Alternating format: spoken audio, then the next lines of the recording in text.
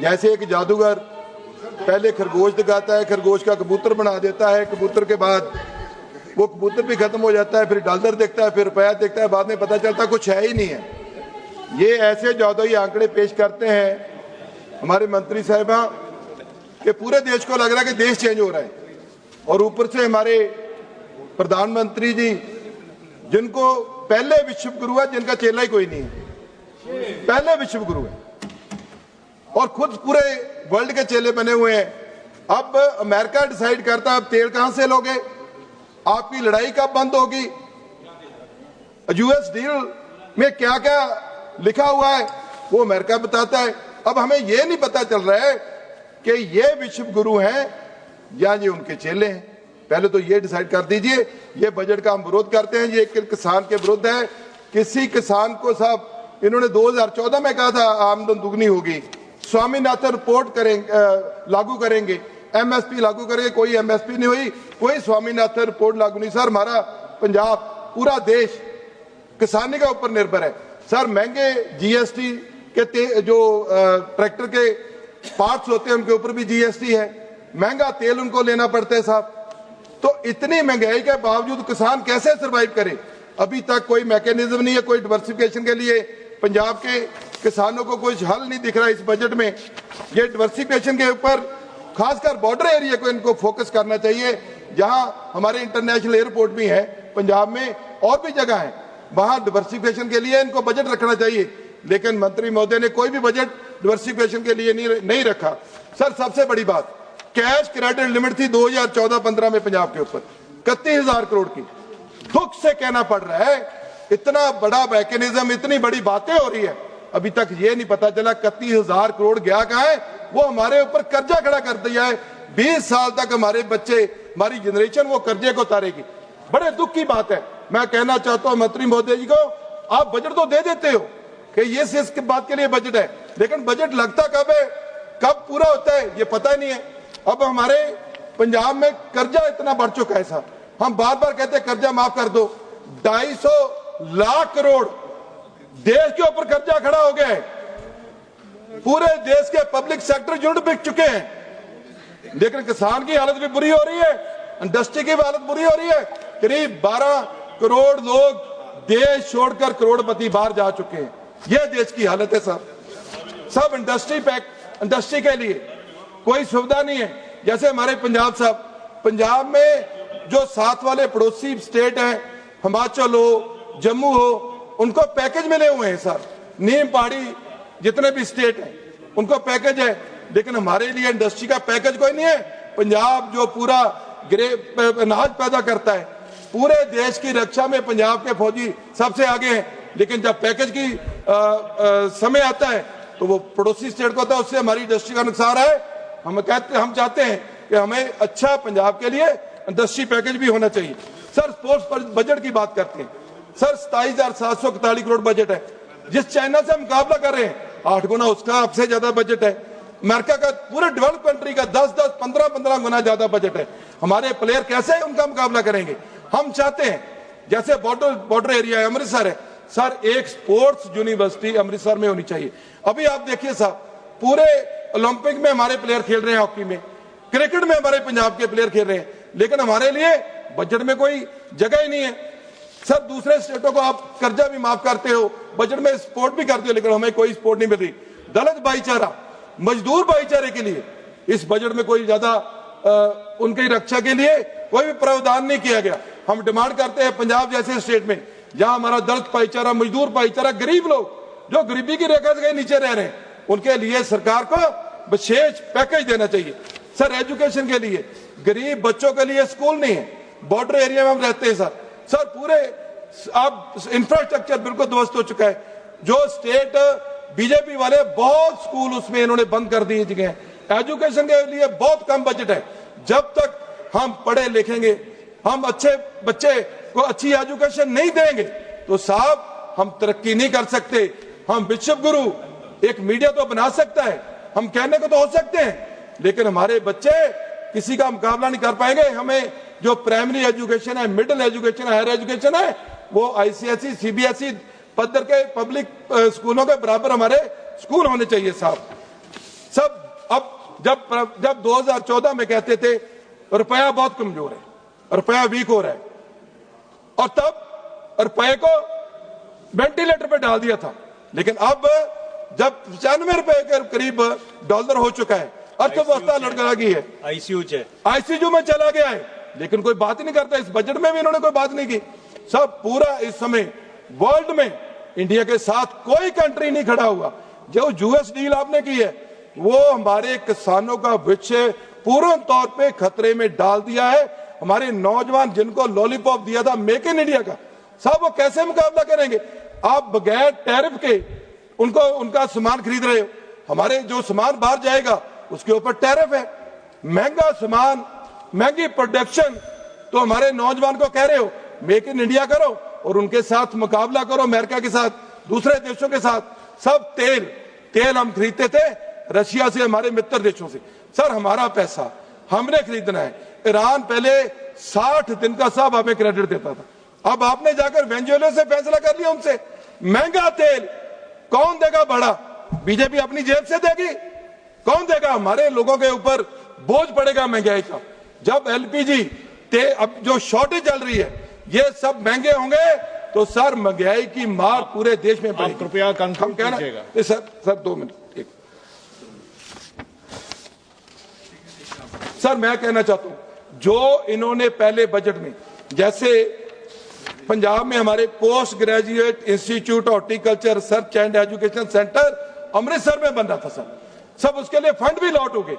आज 7-8 साल हो गए हैं वो बन नहीं पाया। हम कहना चाहते हैं जो फंड अलॉटमेंट होती है उसके बाद उसका निरीक्षण किसने करना है?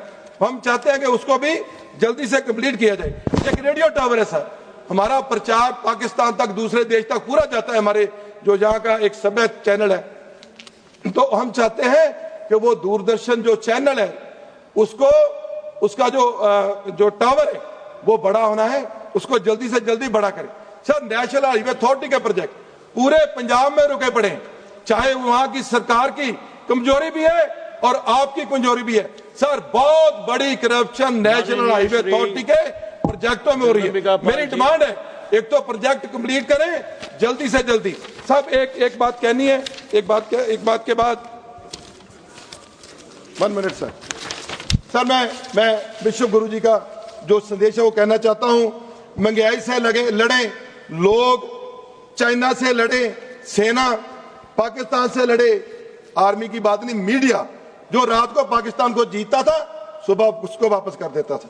कोरोना से लड़े जनता, तो बीजेपी सिर्फ चुनाव लड़े साहब विश्व गुरु जी को कहना चाहते हैं देश की बुरी हालत है, देश की तरफ ध्यान दो। इस समय पूरा देश चिंता में है, आगे जो महंगाई की मार पड़ने वाली है उससे पूरा देश, पूरा नौजवान, गरीब वर्ग पूरा। ऑनरेबल फाइनेंस मिनिस्टर ने बहुत सारे क्लेम किए आर्थिक सुधारों को लेकर, और पिछले 10 साल में जो देश की जो आर्थिक नीतियां हैं और आर्थिक तौर पर लगातार जताया जा रहा है कि देश बहुत मजबूत हुआ है, लेकिन तस्वीर बिल्कुल डिफरेंट है।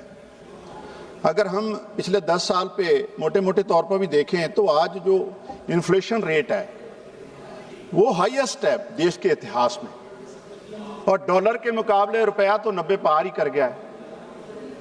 जो लोग पेट्रोलियम जो और डीजल को लेकर बहुत बड़े बड़े दावे करते थे, वो 60 रुपए वाला पेट्रोल 120 को पार कर गया है, डीजल भी। और सबसे बड़ा नारा दिया था किसानों की डबल इनकम का, लेकिन किसानों की डबल इनकम नहीं हुई पिछले 10 साल में। पेस्टिसाइड से लेकर फर्टिलाइजर तक तमाम जो खादें किसानों को मिलनी थी उसके रेट 2 से 3 गुना बढ़ गए। ईडेबल ऑयल और दालें उसके रेट 3 से 4 गुना तक बढ़े हैं। हम बात करते हैं कि देश दुनिया में हमारी इकोनॉमी पहले 5 में आ गई है, नो डाउट आ गई है, लेकिन पर कैपिटा इनकम वो तो 142वें नंबर पे हम लोग पहुंच गए। गरीबी तो लगातार बढ़ रही है। और पिछले 10 साल में, और मैं आपके माध्यम से सरकार को बताना भी चाहता हूं, इस पर ध्यान देने की जरूरत है। किसान जो है 60% आबादी को एम्प्लॉयमेंट भी देता है, रोजी रोटी का साधन भी बनता है, चाहे मजदूर के माध्यम से चाहे किसान के माध्यम से। लेकिन 16 लाख करोड़ से ऊपर का कर्जा एनपीए के नाम पर कारपोरेट का माफ किया गया है और किसान मिनिमम सपोर्ट प्राइस के लिए जद्दोजहद कर रहा है। जो नौजवान देश की सेवा करने के लिए हर रोज सुबह 4 बजे सड़कों पे दौड़ते थे कि फौज में भर्ती होंगे, अग्निवीर के नाम पर उनको बेरोजगार कर दिया और वो गैंगस्टर बन रहे।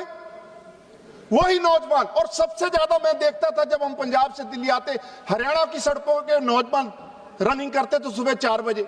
आज सबसे बड़ी गैंगस्टर की पनीरी जो है नर्सरी, वो हरियाणा बन गया। तो मुझे लगता है सरकार को अपनी आर्थिक नीति के साथ साथ, अच्छा अभी यूएस और ट्रेड डील की बात हुई और पिछले दिनों चर्चा भी हुई, हालांकि कोई बहुत बड़ी स्पष्टीकरण सरकार की तरफ से आया नहीं है, लेकिन जो डेयरी प्रोडक्ट किसान हैं हमारे, और खासकर जो एप्पल हिमाचल और जम्मू कश्मीर में होता है, जो मक्का पैदा करते हैं, तमाम जो वो हमारे किसान, उनकी रोजी रोटी पे बहुत बड़ा खतरा मंडरा रहा है। हम 90% हमारा डेयरी प्रोडक्ट खुद पैदा कर सकते हैं, हमारे में पोटेंशियल है, लेकिन बजट में जो एग्रीकल्चर इंस्टीट्यूशंस, रिसर्च इंस्टीट्यूशन पे पैसा खर्च होना चाहिए, तो वो तो उधर तो ध्यान ही नहीं है किसी का। मेरा सरकार से आग्रह है आपके माध्यम से, पंजाब का 30% कंट्रीब्यूशन है हमारे जो अनाज भंडार है, लेकिन पिछले 3 साल से रूरल डेवलपमेंट फंड के लिए हम जद्दोजहद कर रहे हैं। पंजाब जो 30% अनाज भंडार भरता है, उसका rural development fund 8,500 crore honourable prime minister क्यों नहीं देना चाहते। और इससे भी बड़ी बात, मुंबई और कराची का व्यापार हो रहा है, मैंने देखा कि 16,000 करोड़ से ज्यादा का व्यापार हो रहा है। जो अमृतसर और लाहौर का व्यापार सिर्फ पंजाब नहीं, हिमाचल, जम्मू कश्मीर, वेस्टर्न यूपी और राजस्थान, हरियाणा तक इनके किसानों की खुशहाली ला सकता है, तो वो बाघा बॉर्डर का व्यापार क्यों बंद है पिछले 5 साल से? या तो फिर कराची और मुंबई का भी बंद होना चाहिए। वहां से हो सकता है, क्योंकि बड़े बड़े इन्फ्लुएंशियल कारपोरेट घराने व्यापार करते हैं, यहां से अगर व्यापार शुरू होगा तो आम साधारण किसान की जो आर्थिक स्थिति है बेहतर होगी, वो बंद पड़ा है, तो उसकी तरफ ध्यान देने की जरूरत है। ऑनरेबल सभापति जी, ओल्ड पेंशन स्कीम से लेकर तमाम जो सोशल, जो आदमी को आफ्टर रिटायरमेंट सिक्योर करती हैं, उनकी बच्चों की फ्यूचर को बेहतर बनाने में कंट्रीब्यूट कर सकती हैं, ओल्ड पेंशन स्कीम को शुरू करने में अभी तक एक स्टेप सरकार ने नहीं लिया। लगातार कर्जे का बोझ देश पे बढ़ता जा रहा है, लेकिन जो आम साधारण गरीब और जो रिटायर्ड एम्प्लॉई है, उसकी ओल्ड पेंशन स्कीम क्यों नहीं शुरू की जा रही? उसका प्रावधान क्यों नहीं है बजट में? क्या सरकार को इस पे जवाब नहीं देना चाहिए? मनरेगा जैसी, लास्ट में मनरेगा जैसी जो स्कीम्स थी, उससे जो हमारा मजदूर है, खासकर रूरल जो हमारी इंफ्रास्ट्रक्चर है, रूरल इकोनॉमी है, जो आदमी 2 टाइम की रोजी रोटी सिक्योर थी, वो भी बंद कर दी। अग्निवीर से नौजवान को बेरोजगार कर दिया, मनरेगा से मजदूर की रोजी रोटी खत्म कर दी। तो आर्थिक तौर पर हम खड़े कहां हैं, इसको मुझे लगता है सोचना पड़ेगा। ये झूठे और सिर्फ मीडिया और सोशल मीडिया के दावों से देश आगे नहीं बढ़ेगा। वो आदमी जो देश की बॉर्डर पे अपने बच्चे भेजकर देश के बॉर्डर सिक्योर करता है, जो अनाज के भंडार पैदा करके लोगों को रोजी रोटी देता है, उसका फ्यूचर बेहतर हो। 2013-14 में यहाँ देश का बजट केवल 16.65 लाख करोड़ था, वो आज बढ़कर 53.5 लाख करोड़ तक पहुंच गया। डिप्टी चेयरमैन साहब, हमने कल शहीद आजम सरदार भगत सिंह जी, सुखदेव जी और राजगुरु जी के शहीदी दिवस पर उनको नमन किया है। मैं क्योंकि उस धरती से आता हूँ जहाँ से शहीद भगत सिंह जी का जन्म हुआ, और उनकी फांसी के समय की कुछ सतरें हैं जो कविता उसके संबंध में लिखी गई है पंडित राम प्रसाद बिस्मिल जी की ओर से। उन्होंने लिखा है, मेरा रंग दे बसंती चोला, माए रंग दे बसंती चोला, जिस चोले को पहन शिवाजी खेले अपनी जान पे, जिसे पहन झांसी की रानी मिट गई अपनी आन पे, आज उसी को पहन के निकला हम मस्तों का टोला, मेरा रंग दे बसंती चोला। दम निकले इस देश की खातर बस इतना अरमान है, एक बार इस राह पे चलना 100 जन्मों के समान है, देश के वीरों की कुर्बानी अपना दिल भी बोला, मेरा रंग दे बसंती चोला। बड़ा ही गहरा दाग है यारो जिसका गुलामी नाम है, उसका जीना भी क्या जीना जिसका देश गुलाम है, वीर वही संगीन के आगे जिसने सीना खोला, मेरा रंग दे बसंती चोला। चेयरमैन साहब, आज मैं सदन को याद दिलाना चाहता हूं कि शहीद आजम भगत सिंह जी स्वदेशी और आत्मनिर्भरता के लिए कितने बड़े पैरोकार थे। उनकी कलम इस बात की गवाही देती है, उनका सपना एक ऐसे भारत को का निर्माण करना था जो आत्मनिर्भर हो, सबे बयानी हो और हर आम भारतीय के चेहरे पर मुस्कान लाने वाला हो। प्रधानमंत्री श्री नरेंद्र मोदी जी के कुशल नेतृत्व में पिछले 12 सालों में देश इसी दिशा में आगे बढ़ा है और आज का ये बजट उसी सपने को साकार करने की दिशा में एक और मजबूत कदम है। शहीद आजम सरदार भगत सिंह ने कॉलोनियल कानूनों की नेचर को चुनौती देते हुए कहा था, law is for man not man for law. उनका स्पष्ट मानना था कि अंग्रेजों के बनाए कानून न्याय नहीं बल्कि भारतीयों को नियंत्रण करने का माध्यम थे। लेकिन दुर्भाग्य से आज़ादी के बाद भी दशकों तक वही अंग्रेजी कानून भारत पर लागू रहे।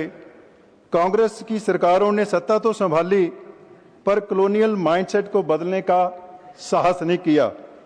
आज प्रधानमंत्री जी के नेतृत्व में शहीद आजम सरदार भगत सिंह जी के उस क्रांतिकारी विचार को सच्ची श्रद्धांजलि मिली है। डिप्टी चेयरमैन साहब, पिछले 11 वर्षों में 1600 पुराने कानून समाप्त किए गए हैं जो अंग्रेजों की गुलामी के प्रतीक थे और आईपीसी, सीआरपीसी, एविडेंस एक्ट जैसे कॉलोनियल ढांचे को भारतीय न्याय संहिता में बदला गया। जो काम कांग्रेस दशकों में नहीं कर पाई उसे आज citizen centric Indianise justice system के रूप में लागू कर शहीद भगत सिंह जी के विजन को वास्तविक रूप में लागू किया गया है। डिप्टी चेयरमैन साहब, शहीद भगत सिंह जी के केवल अंग्रेजी हुकूमत को चुनौती ही नहीं दी थी बल्कि उसके प्रतीकों और मानसिकता को भी जड़ से उखाड़ने फेंकने का आह्वान किया था। उसी भावना को आगे बढ़ाते हुए आदरणीय प्रधानमंत्री श्री नरेंद्र मोदी जी की सरकार ने रेस कोर्स रोड का नाम बदलकर रोग कल्याण मार्ग किया, राजपथ को कर्तव्य पथ का नाम दिया। डिप्टी चेयरमैन साहब, एडविन लुटियंस की प्रतिमा को हटाकर श्री राजा गोपालाचारी जी की प्रतिमा को लगाया गया। इंडिया गेट कनोपी पर किंग जॉर्ज V की विरासत को समाप्त कर सुभाष चंद्र बोस जी के भव्य प्रतिमा लगाई गई। डिप्टी चेयरमैन साहब, ये एक सच्चाई है कि आज़ादी के बाद उन सपनों को पूरा करने में दशकों की देरी हुई है। गरीबी हटाओ के नारे लगे, 1967 में रोटी, कपड़ा और मकान की बात हुई और 1974 में रोटी, कपड़ा और मकान जैसी फिल्म ने उस दर्द को पर्दे पर दिखाया। सर, ना रोटी मिली, ना कपड़ा मिला, ना मकान मिला, लेकिन मनोज कुमार जी की फिल्म रोटी, कपड़ा और मकान खूब चली क्योंकि लोगों का दर्द था उसमें। कांग्रेस ने सपनों का व्यापार किया सर, लेकिन जमीनी हकीकत में सिर्फ निराशा और संघर्ष दिया। डिप्टी चेयरमैन साहब, वादा तो किया गया था मकानों का, लेकिन बढ़ गई झुग्गी झोंपड़ियां। 1981 से 2011 के बीच देश में झुग्गी झोंपड़ी में रहने वाली आबादी, डिप्टी चेयरमैन साहब, 135% बढ़ी है। ये अपने आप में एक विश्व रिकॉर्ड है झुग्गी झोंपड़ी बनने का और ये बढ़कर 7 करोड़ हो गई। लेकिन 2014 के बाद देश ने एक नई दिशा पकड़ी है। नरेंद्र मोदी जी के नेतृत्व में नीयत भी बदली है। नीति भी बदली है और परिणाम भी बदलने लगे हैं। प्रधानमंत्री आवास योजना के तहत डिप्टी चेयरमैन साहब 5 करोड़ से अधिक घरों को सैंक्शन किया गया है। अब गरीब केवल छत के नीचे नहीं रहता बल्कि अपने सपनों के साथ जीता है। इसी तरह दुनिया की सबसे बड़ी सोशल वेलफेयर स्कीम रोटी का मामला जो बोला गया था, प्रधानमंत्री गरीब कल्याण अन्न योजना के तहत आज 80 करोड़ से ज़्यादा लोगों को मुफ्त राशन दिया जा रहा है। यह योजना सरकार की उस संवेदनशीलता का प्रमाण है जो पंक्ति में खड़े अंतिम व्यक्ति तक पहुंचना चाहती है। डिप्टी चेयरमैन साहब, मैं पंजाब से आता हूं और Punjab is not just a state, it is the spirit of India. इस बजट में पंजाब के लिए 5,421 करोड़ से अधिक का रेलवे निवेश रखा गया है, जो पिछले 12 वर्षों में 70,000 करोड़ से अधिक के नेशनल हाईवे का विकास के बजट रखा गया। केंद्र सरकार ने पंजाब के विकास के लिए पूरी प्रतिबद्धता दर्शाई है सर, और पंजाब की आज तस्वीर बदल रही है। पंजाब में नेशनल हाईवे और रेलवे इंफ्रास्ट्रक्चर के साथ हमारे एयरपोर्ट इंफ्रास्ट्रक्चर में भी बहुत इन्वेस्टमेंट किया गया। चेयरमैन साहब, पंजाब का किसान देश की रीढ़ है और उसने फूड ग्रेन में देश को आत्मनिर्भर बनाने में सबसे बड़ा योगदान दिया है। और मुझे इस बात का गर्व है कि हमारी सरकार ने हर साल एमएसपी में रिकॉर्ड ग्रोथ दर्ज कराई है। किसानों के लिए एमएसपी प्रोक्योरमेंट 214% बढ़ा है, जो एमएसपी 2013 में 1.06 लाख करोड़ थी, वह बढ़कर 3.33 लाख करोड़ तक पहुंच गई है। साथ ही पंजाब के लिए एम्स बठिंडा में, आईएम अमृतसर में, होमी भाभा कैंसर इंस्टीट्यूट जैसे संस्थानों की स्थापना ने पंजाब की शिक्षा स्वास्थ्य के क्षेत्र में एक नई पहचान दी है। डिप्टी चेयरमैन साहब, 1984 के दंगों के दोषियों को सजा दिलाना भी इस सरकार की उस प्रतिबद्धता को दर्शाता है कि न्याय देर से नहीं सही लेकिन मिलता जरूर है। लेकिन चेयरमैन सर, सच्चाई से मुंह नहीं मोड़ा जा सकता।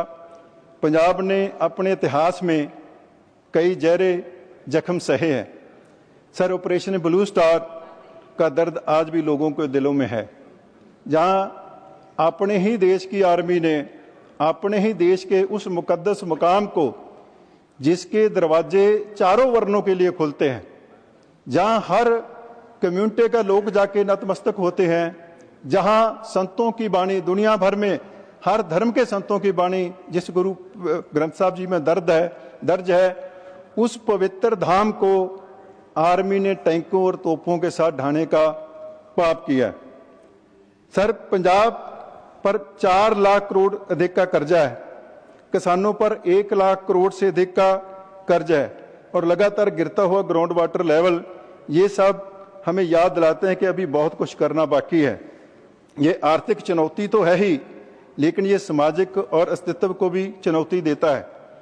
इसलिए अब समय है कि हम केवल समस्याओं की बात ना करें बल्कि समाधान की दिशा में ठोस कदम उठाएं। मुझे ये बताते हुए खुशी हो रही है कि हम उस दिशा में तेजी से आगे बढ़ रहे हैं। पंजाब में नार्को टेररिज्म और ड्रग ट्रैफिकिंग की बढ़ती गंभीर समस्या से निपटने के लिए सरकार ने road map for drug free India 2026 से 2029 तक एक 3 ईयर एक्शन प्लान शुरू किया है, जो इस चुनौती को जड़ से खत्म करने का महत्वपूर्ण भूमिका निभाएगा, मुझे ऐसा लगता है, और इसके लिए मैं सरकार के प्रति आभार व्यक्त करना चाहता हूं। डिप्टी चेयरमैन साहब, आज होम और कोऑपरेटिव मंत्री श्री अमित शाह जी के कुशल नेतृत्व में देश में कोऑपरेटिव क्रांति चल रही है। आज देश में 8.5 लाख से अधिक कोऑपरेटिव सोसाइटीज कार्य कर रही हैं और लगभग 30 करोड़ से अधिक सदस्य इससे जुड़े हैं। ये नेटवर्क भारत की ग्रामीण अर्थव्यवस्था को ऊर्जा देता है। मेरे गृह राज्य पंजाब में कोऑपरेटिव का गौरवशाली इतिहास रहा है, जो करीब 150 साल पुराना है। पंजाब में गांव की आम जमीन को कंट्रोल करने के लिए 1891 में कोऑपरेटिव लाइंस पर एक सोसाइटी की शुरुआत की गई थी। डिप्टी चेयरमैन साहब, मुझे बताते हुए खुशी हो रही है कि पंजाब का Milkfed, Markfed, Punjab state cooperative bank जैसी पंजाब की कोऑपरेटिव इंस्टीट्यूशन ने देश में आज सफलता की नई मिसालें कायम की हैं। डिप्टी चेयरमैन साहब, यूनियन बजट 2026-27 इस सहकारी आंदोलन को और मजबूती देता है। सबसे पहले इस बजट में प्राइमरी कोऑपरेटिव सोसाइटीज़ के लिए इनकम टैक्स डिडक्शन को विस्तार दिया गया है। अब सरकार ने इसे बढ़ाकर कैटल फीड और कॉटन सीड तक भी लागू करने का प्रस्ताव दिया है। दूसरा महत्वपूर्ण कदम है इंटर कोऑपरेटिव डिविडेंड इनकम पर डिडक्शन की अनुमति। अब यह प्रावधान सुनिश्चित करेगा कि कोऑपरेटिव के बीच प्राप्त डिविडेंड इनकम पर डबल टैक्सेशन ना हो और इसका लाभ सीधे सदस्यों को पहुंचे। तीसरा महत्वपूर्ण निर्णय है नोटिफाइड नेशनल कोऑपरेटिव फेडरेशन को 3 वर्षों तक डिविडेंड इनकम पर एग्जम्पशन देना। इससे भी कोऑपरेटिव फेडरेशंस की वित्तीय क्षमता मजबूत होगी और पूरा कोऑपरेटिव इकोसिस्टम सशक्त होगा। डिप्टी चेयरमैन साहब, विकसित भारत जी राम जी की परिकल्पना इस बजट में ग्रामीण भारत के होलिस्टिक डेवलपमेंट की दिशा में एक महत्वपूर्ण पहल है। इसका उद्देश्य केवल रोजगार सृजन तक सीमित नहीं, बल्कि गांवों के इंफ्रास्ट्रक्चर, लाइवलीहुड्स, सैनिटेशन और वाटर सिक्योरिटी को एक साथ मजबूत करना है। इस मिशन के तहत सरकार ने 95,692 करोड़ का प्रावधान किया है, जो ये दर्शाता है कि ग्रामीण भारत के समग्र विकास के लिए सरकार कितनी प्रतिबद्ध है। साथ ही मनरेगा के लिए भी जो पुरानी स्कीम है 30,000 करोड़ का प्रावधान भी किया गया है। डिप्टी चेयरमैन साहब, इस मिशन के अंतर्गत वाटर बॉडीज की कंजर्वेशन पर विशेष जोर दिया जाएगा, क्योंकि सर पंजाब में गिरता हुआ ग्राउंड वाटर का स्तर हमारे लिए बहुत चिंता का विषय है और खास करके ग्रामीण इलाके में पंजाब के जो पॉन्ड्स हैं, जिसको हम छप्पड़ बोलते हैं, वो हमारे लिए एक बड़ी समस्या बन के उभरे हैं और मुझे लगता है कि जी राम जी की नई स्कीम पंजाब के लिए वरदान साबित होगी। डिप्टी चेयरमैन साहब, आज का जो budget farm to fork value chain को मजबूत करने वाला बजट है। फूड प्रोसेसिंग सेक्टर के लिए 4,061 करोड़ का एलोकेशन ये दर्शाता है कि सरकार किस प्रकार वैल्यू एडिशन पर ध्यान दे रही है। ये सेक्टर आज किसानों की आय बढ़ाने, पोस्ट हार्वेस्ट लॉसेस को कम करने और गांवों में रोजगार पैदा करने का सबसे बड़ा माध्यम बन रहा है।